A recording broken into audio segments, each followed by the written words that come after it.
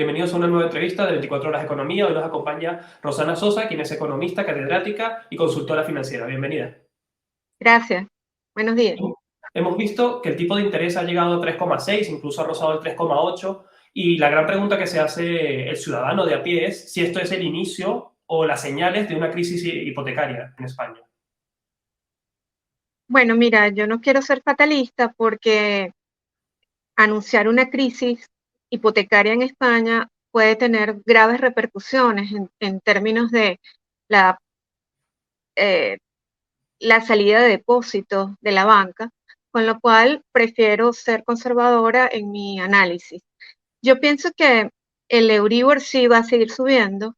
Creo que va a superar la barrera del 4%, puede llegar al 4,25%, y las razones son obvias. Vamos a hacer un poquito de historia para que el ciudadano común, si me lo Sí, permite, tenga conocimiento de las causas, ¿no? Nosotros hemos vivido en Europa el G4, prácticamente Estados Unidos, Japón, Reino Unido y la Unión Europea, una de las épocas más sostenidas de expansión monetaria a nivel internacional. Este, Evidentemente, esta expansión de liquidez ha traído consecuencias en términos de la inflación acumulada.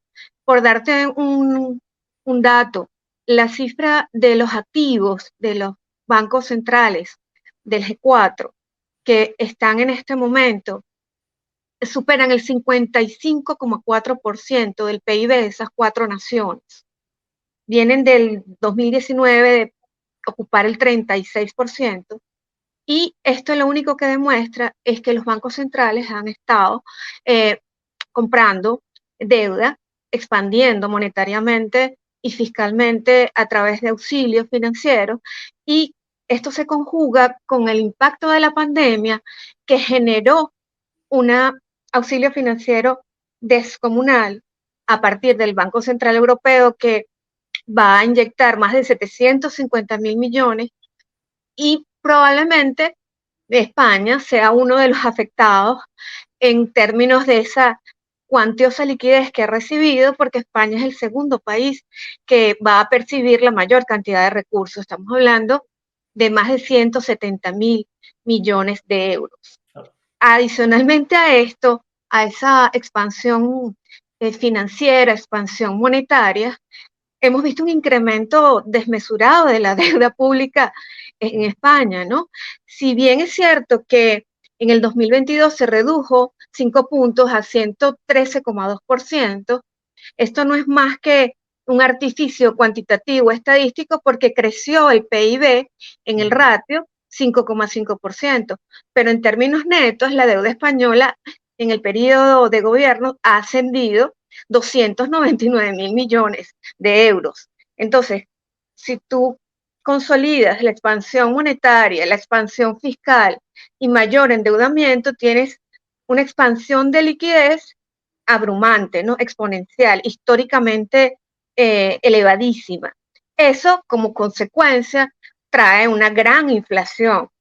Estas dimensiones de expansión monetaria no se pueden corregir de la noche a la mañana. Entonces, lo que estamos viendo es que los sí. bancos centrales han estado reaccionando para contener esta expansión de liquidez a través de un incremento de las tasas, tratando de generar tasas de interés reales positivas.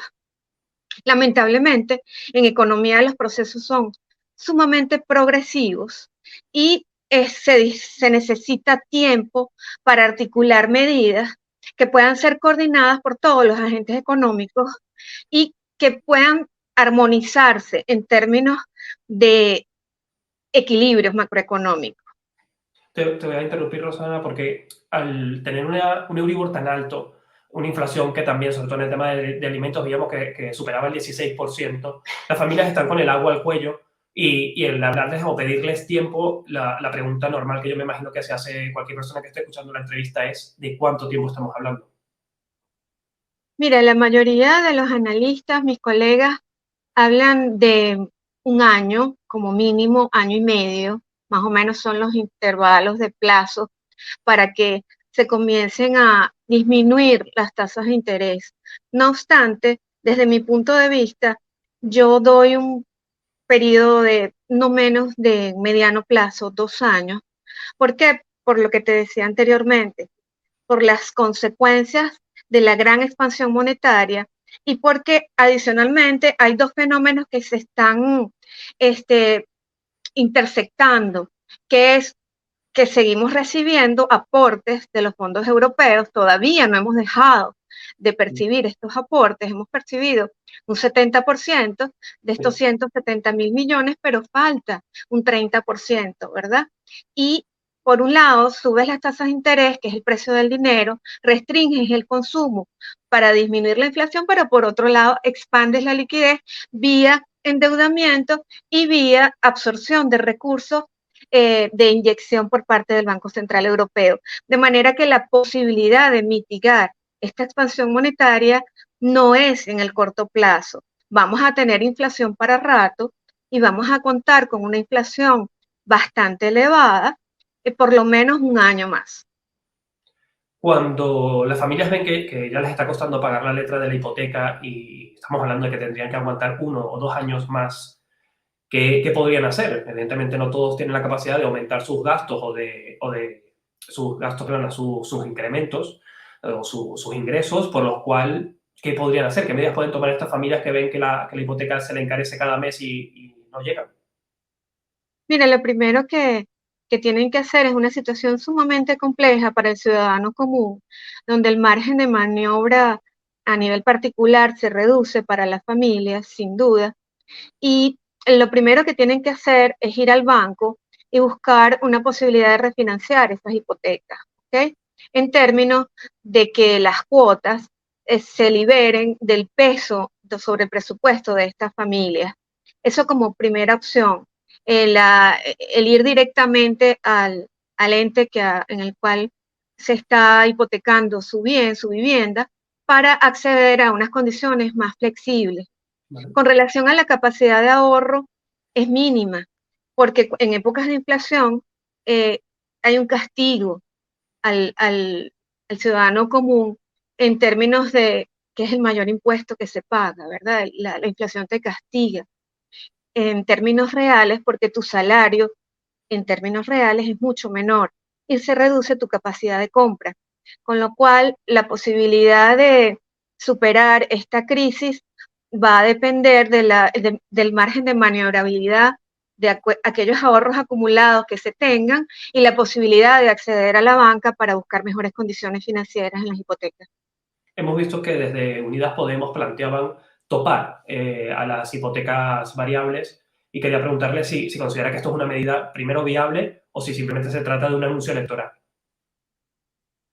Mira, yo particularmente no estoy de acuerdo con cualquier regulación de precios y controles, porque ya hemos visto históricamente y normalmente esa es la consecuencia directa de los controles que genera grandes distorsiones, ¿no? Yo sí creo que las hipotecas variables deben ser mm, reconsideradas a nivel de la banca. Yo creo que debe haber una política orquestada, coordinada de todos los agentes económicos, porque en estos momentos, y lo decía bien el presidente del Banco de España, Sí. estamos ante un deterioro de los términos de intercambio, ¿ok? De los términos reales de intercambio en la sociedad, porque la inflación nos toca a todos. Entonces, lo mejor que se puede hacer para contribuir con armonizar este problema es un pacto de rentas, es tratar de distribuir esos costes de la inflación de la manera más equitativa a través de un pacto de rentas y no de una imposición unilateral en el que un agente económico se va beneficiado frente a otro agente económico. Yo creo que las políticas públicas tienen que ser direccionadas de la manera más consensuada posible y no a través de los controles. Cuando hablamos de alteraciones en el mercado, ¿de qué podríamos estar hablando? ¿De que la banca dejara de ofrecer, por ejemplo, este tipo de hipotecas y se limitara a las fijas? Evidentemente, el banco, toda la banca, el sistema financiero tiene el deber de informar muy bien de todos los riesgos que supone contratar una hipoteca variable en un momento de alza de las tasas de interés y de alza del Euribor. Normalmente, lamentablemente, el ciudadano común no tiene las herramientas para identificar el riesgo de apalancarse a largo plazo si le va a crecer la hipoteca variable, con lo cual la banca tiene el deber y la conciencia de reconsiderar caso por caso e ir tratando de flexibilizar las condiciones para reducir ese pago de la cuota mensual en un presupuesto que está tan limitado. Normalmente la información financiera tiene que ser lo suficientemente expedita para que cada ciudadano pueda manejar y amoldar su presupuesto sobre la base del desenvolvimiento económico y las condiciones macroeconómicas de cada país.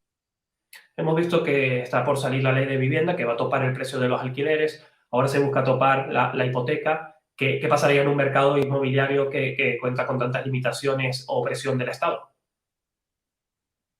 Sí, definitivamente, como te repito, la ley de vivienda parece ser un paliativo temporal que tiene más una visión electoral eh, de politiquería, porque realmente cualquier tipo de controles a la postre lo que hace es contraer la oferta de viviendas y cualquier contracción de la oferta supone mayor opacidad en la intermediación inmobiliaria, le hace contratos en negro, etcétera, o simplemente que el pequeño propietario o el propietario va a deshacerse de sus inmuebles y los va a poner a la venta. La posibilidad incluso de reducir el ámbito de aquellos que puedan optar para accesar a una vivienda también es una limitación adicional, de manera que cualquier control desde el punto de vista coercitivo en el corto plazo pareciera una medida que va a beneficiar a la ciudadanía, pero en el largo plazo atenta más bien contra la ciudadanía. Con estas previsiones económicas y estas políticas que está tomando el gobierno, ¿cómo prevé que acabe el año 2023 en materia inmobiliaria y de hipotecas? Bueno, evidentemente va a haber una contracción en el sector inmobiliario, eso sin duda, porque la posibilidad de apalancarse se limita con el ascenso del Euribor y las hipotecas variables. Va a haber una reducción del crédito para poder avanzar en la compra y activar mayormente el mercado inmobiliario. Se van a reducir las ventas al detal y esa contracción inmobiliaria de alguna manera va a afectar a un gran sector de la economía que depende de este tipo de ingresos, todos los intermediarios inmobiliarios, etcétera. Con lo cual, el panorama en el sector inmobiliario no es alentador. Rosana, muchísimas gracias por tu análisis a profundidad de todo el materia inmobiliaria y de hipotecas y te esperamos de nuevo en 24 horas economía, que es tu casa. Gracias.